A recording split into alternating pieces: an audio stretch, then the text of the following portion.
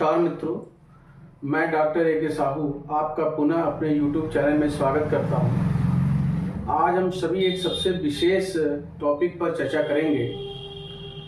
कस्पर interlink astrology में जब तक किसी नेटिव द्वारा दिए गए जन्म समय को आप सही नहीं कर देते, उसको रेक्टिफाई नहीं कर देते, तब तक जो है आप किसी भी प्रकार की भविष्यवाणी नहीं कर सकते हैं। तो किसी जातक के पूछे गए प्रश्न का उत्तर देने से पूर्व पहले आपको उसके जन्म समय का शुद्धिकरण करना अत्यंत आवश्यक है। इसके लिए आपको जन्म समय शुद्धिकरण के जो नियम कस्पर इंटरलिंक एस्ट्रोलॉजी में बनाए गए हैं, श्रीमान खुल्लर जी ने जो एस्ट्रोलॉजी के रूल्स बनाए हैं, उसके अनुसार आपको कुंडली में जन्म समय का शुद्धिकरण करना होगा। वो कैसे करेंगे, किस प्रकार करेंगे, ये हम लोग बोर्ड पर देखेंगे।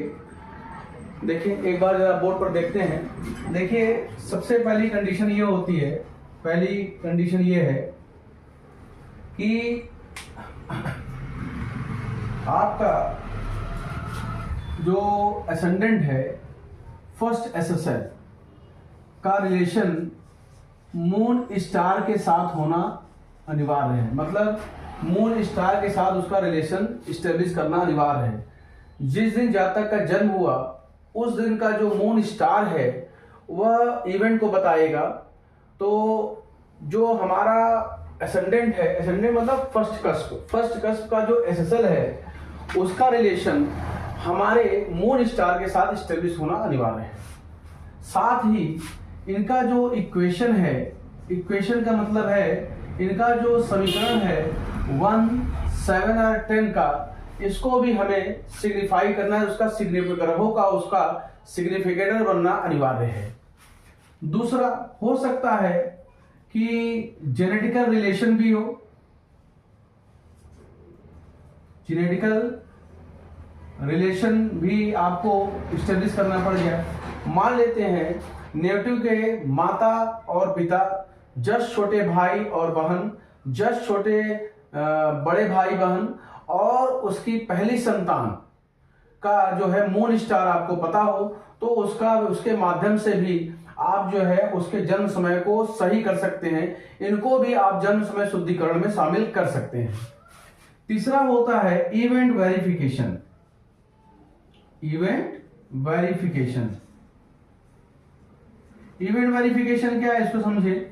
देखिए, मूल रूप से तो कई घटनाएं जीवन में घटती हैं, लेकिन 3 घटनाओं के माध्यम से भी आप उसके जन्म समय को सही कर सकते हैं। उसके जन्म समय उस क्षण तक पहुंच सकते हैं जिस समय उस जातक का जन्म हुआ। जैसे उसके माता या पिता की डेथ, या दादा या दादी की डेथ, या उसके स्पाउस की डेथ, या मान लेते हैं कि उसके जस्ट छोटे और जस्ट बड़े भाई बहन की डेथ। एक डेथ इवेंट हो गया।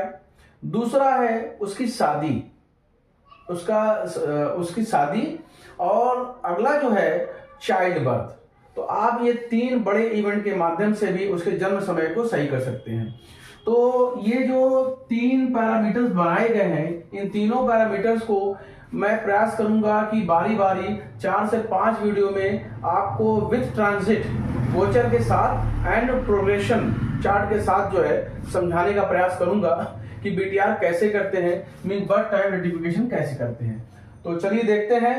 पहले जो है एसेंडेंट का मून स्टार से रिलेशन एंड इक्वेशन ऑफ 1, 7, 10, इसको देखेंगे। चलिए देखिए है क्या, इसको समझिए। देखिए, जो जब किसी जातक का जन्म होता है तो ये फर्स्ट कस्प है, इसे हम एसेंडेंट मानते हैं, और इसका एसएसएल जो सब लॉर्ड है, उसका रिलेशन हम प्लैनेटरी पोजीशन के मून स्टार, मून का जो स्टार होगा उससे स्टेब्लिश करेंगे। वह स्टार का रिलेशन 3 तरीकों से स्टेब्लिश हो सकता है। कैसे स्टेब्लिश होगा देखें। देखिए, एसेंडेंट जो है, पहले मून स्टार ले लेते हैं। चलिए, अच्छा देखिए, मून जो है ये किसी साइन में होगा, किसी स्टार में होगा, किसी सब लॉर्ड में होगा, और किसी सब लॉर्ड में होगा। इसी तरीके से एसेंडेंट का साइन स्टार सब लॉर्ड एंड सब सब लॉर्ड। ठीक है, अब आपको क्या करना है कि ये जो स्टार है इसका रिलेशन आपको सब सब लॉर्ड एसेंडेंट के सब सब लॉर्ड से रिलेशन स्टैब्लिश करना है। ये तीन तरीके से होगा, जरा ध्यान से देखिएगा। मान लेते हैं कि मून का जो स्टार है वो है सन, मून का स्टार जो है वो सन, और एसेंडेंट फर्स्ट एसएसएल का सब सब लॉर्ड भी है सन। मींस दोनों सेम प्लैनेट हैं। सेम प्लैनेट का मतलब है कि मून सन के स्टार में है और एसेंडेंट का सब सब लॉर्ड भी सन है, तो यहां रिलेशन स्टेब्लिश हो जाता है। बोथ आर सेम प्लैनेट, ये दोनों सेम प्लैनेट है, तो पहली तरीके से आपने जेड का रिलेशन कर लिया। दूसरा ये है, मान लेते हैं कि मून का जो स्टार है वो सन है, एसेंडेंट का जो स्टार है वो सैटर्न है। इसको समझेंगे आप। अब आप देखिए, मून स्टार सन है और एसेंडेंट का सब सब लॉर्ड सैटर्न है, इन दोनों में कोई रिलेशन स्टेब्लिश नहीं हुआ। तो अब आप क्या करेंगे, दूसरी कंडीशन लगाएंगे। दूसरी कंडीशन क्या है, अब आप सन को पकड़ें, यहां सन लिख लें।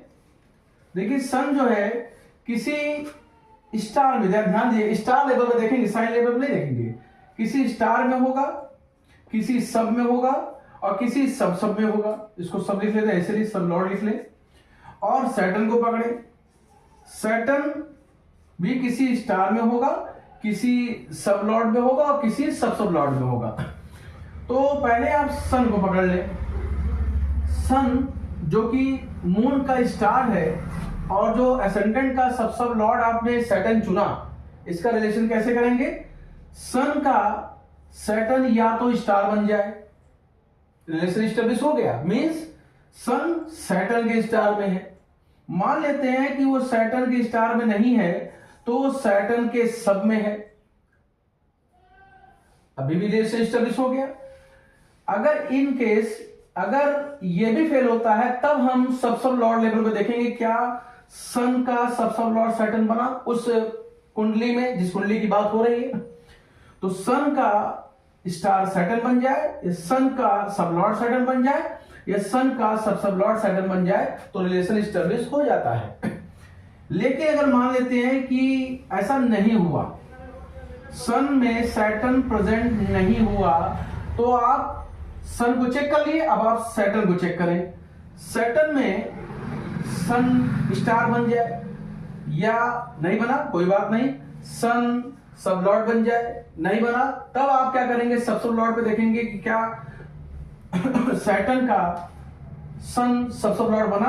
तो आप ये कह सकते हैं कि सन, ध्यान दें, सैटर्न के स्टार में हो, सैटर्न के सब में हो, सैटर्न के सब सब में हो, या दोनों में से सैटर्न सन के स्टार सब सब मतलब म्यूचुअली एक दूसरे के स्टार सब या सब में पहुंच जाए, तो भी रिलेशन स्टेब्लिश हो जाता है। Because they are two planet, यहां पर दो प्लैनेट है, सन और सैटर्न। तीसरी कंडीशन अब समझें, सबसे महत्वपूर्ण है। मान लेते हैं कि ये कोई कंडीशन लागू नहीं हुई, सन में सैटर्न नहीं आया और सैटर्न में सन नहीं आया, कोई बात नहीं। तीसरी कंडीशन, सन को पकड़े जो कि मून स्टार है, और सैटर्न को पकड़े जो कि आपने सब लॉर्ड के रूप में चुना है एसेंडेंट की, तो ये दोनों सेम प्लैनेट के स्टार में हो। मींस सन का स्टार और सैटर्न का स्टार सेम प्लैनेट हो, जैसे दोनों जुपिटर के स्टार में हो।